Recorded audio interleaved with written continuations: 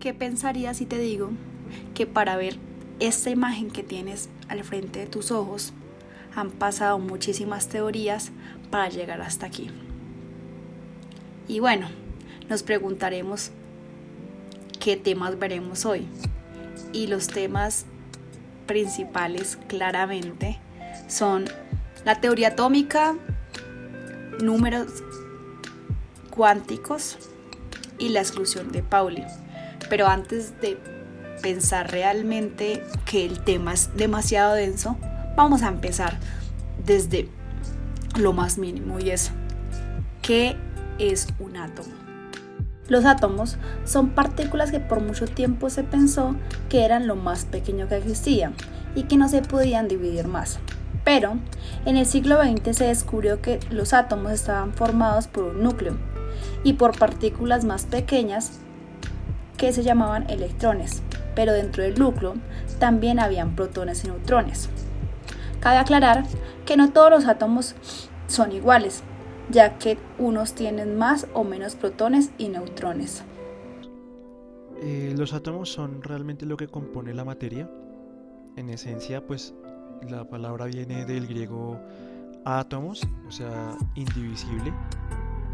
Y estos átomos, durante toda la historia de la humanidad, se ha cuestionado cómo son, es decir, cómo se ven, ¿cierto? Los primeros registros que se tienen datan del 450 a.C. y lo denominaron el modelo atómico de Demócrito.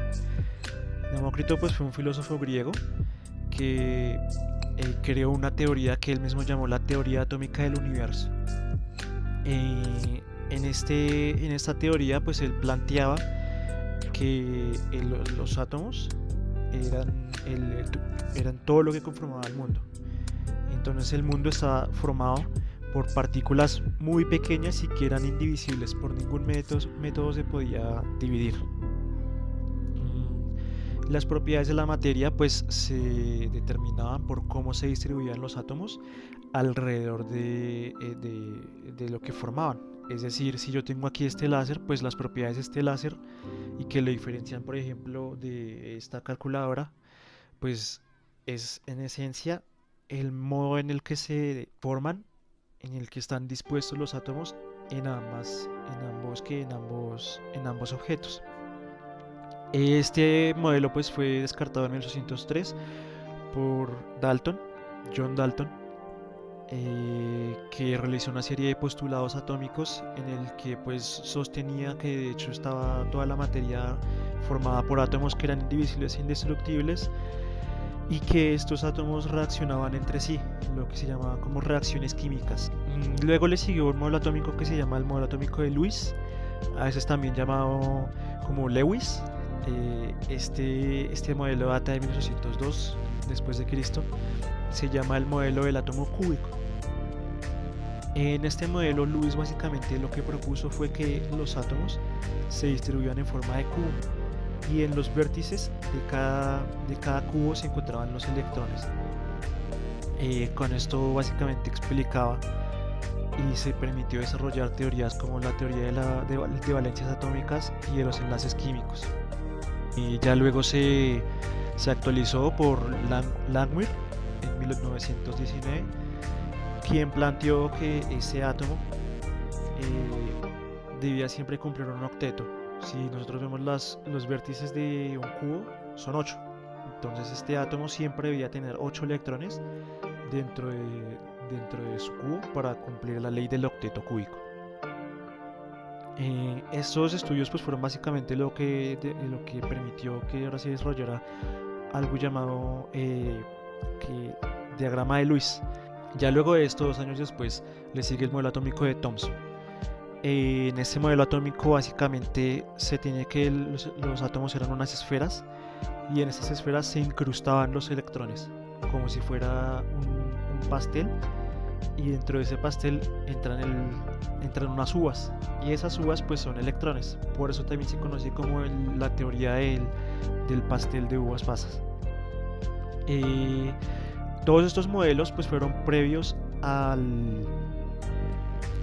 descubrimiento de los protones y los neutrones. por lo que se asumía que básicamente todos los átomos estaban compuestos por una carga positiva y los electrones una carga negativa que se repelía entre sí, y así era como se pegaban como tal los electrones al átomo como tal. Y ya luego le sigue el modelo de Rutherford, que él lo hizo a partir de una serie de experimentos en 1911 y unos experimentos que él hizo en unas láminas de oro. Ahí él descubrió que básicamente estos átomos están compuestos por un núcleo atómico con carga positiva, y ahí se concentra casi toda su masa, y los electrones pues están alrededor de este núcleo girando, pero sin colisionar con el núcleo. Ese problema, eso va a ser un problema porque si esto es positivo en el núcleo y hay cargas negativas alrededor, porque no se atraen y se repelen como en un imán. Este problema siguió derecho en el siguiente modelo atómico de Bohr. Este modelo atómico básicamente es el modelo en el que hay un núcleo definido y alrededor hay órbitas muy bien definidas y perfectamente circulares. Este modelo surge a partir de un problema, y es que cuando se emitía una radiación a un gas, esta radiación siempre botaba unos espectros de emisión. Entonces no llegaba toda la radiación después del gas, sino que llegaban como unas líneas de radiación. Para explicar esto se propuso este modelo, y este modelo igual tenía muchas fallas, a pesar de que pudo explicar esta cosa, y el mismo Bohr lo admitió. Bohr mismo dijo que este no era un modelo 100% fidedigno, sino que realmente era un modelo que servía para explicar unas cosas, pero no esperaba que fuera 100% real. Para este problema que presentaba de que los electrones no se colisionaban con el núcleo y que también las órbitas no eran perfectamente esféricas, le siguió un modelo atómico en 1916 que lo propuso Arnold Sommerfeld.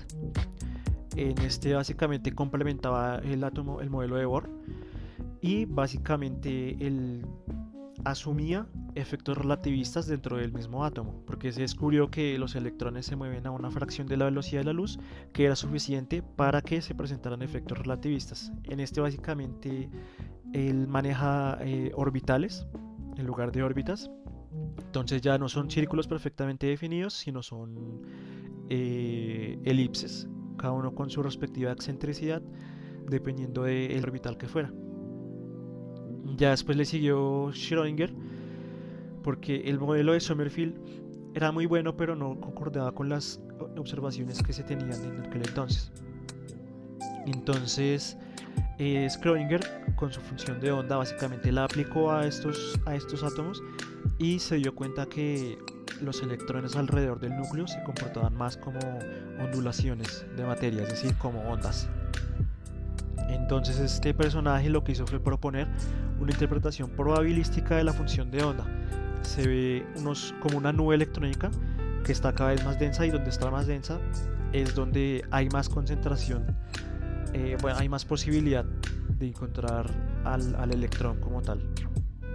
Estos orbitales entonces no se comportan como tal, como una forma de decir, no, mire, el electrón está en este punto del espacio, en este tiempo del espacio, sino que le sirven más bien como cuando usted pide una dirección y le pregunta a la señora, no, ¿dónde queda la tienda tal? Le dice, no, mire, por acá 3 cuadras y a la derecha. Y le pregunta a otro, no, mire, por acá a la derecha de 3 cuadras después. Entonces su merced no sabe exactamente la ubicación del lugar, pero sabe más o menos en qué dirección está y dónde puede estar el electrón. Después de esta gran explicación sobre los modelos atómicos, nos preguntamos cuál es el modelo atómico actual. Y sí, este modelo atómico se desarrolló en 1920 con un aporte de muchísimos científicos, pero está basado en la mecánica cuántica ondulatoria, la cual está fundamentada en los números cuánticos. Pero si nos devolvemos, lo primero que dijimos era que íbamos a tocar el tema de los números cuánticos. ¿Pero qué son los números cuánticos?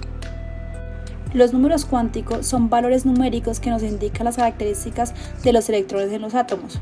Esto está basado en una teoría atómica de Niels Bohr, que es un modelo atómico más aceptado y utilizado en los últimos tiempos. Existe el número cuántico principal. Este nos indica el nivel en que se encuentra el electrón.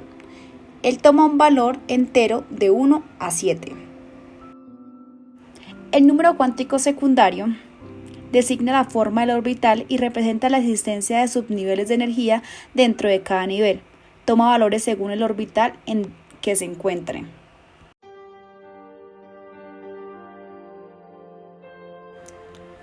El número cuántico magnético representa la orientación de los orbitales y está relacionada con la orientación magnética del orbital en el espacio. Sus valores numéricos dependen de L y van de más L a menos L. Si L es 0, M es 0 y es un orbital S. Si L es 1, M es de menos 1 a más 1 con 3 suborbitales P. Si L es 2, M es menos 2 a más 2 con 5 suborbitales D. Si L es 3, M va de menos 3 a más 3 con 7 suborbitales F.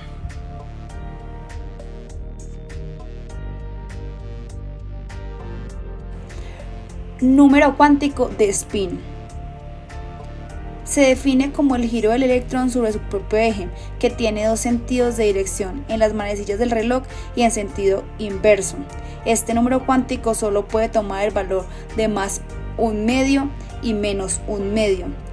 En cada tipo de suborbital caben máximo 2 electrones y estos deben tener un spin o giros opuestos. Los electrones son definidos para 4 números cuánticos: n, L, M sub L, M sub S. Los 3 primeros definen el orbital en que se encuentra el electrón y M sub S define el giro.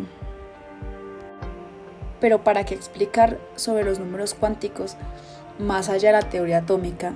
Y esto se debe a que tenemos el principio de exclusión de Pauli.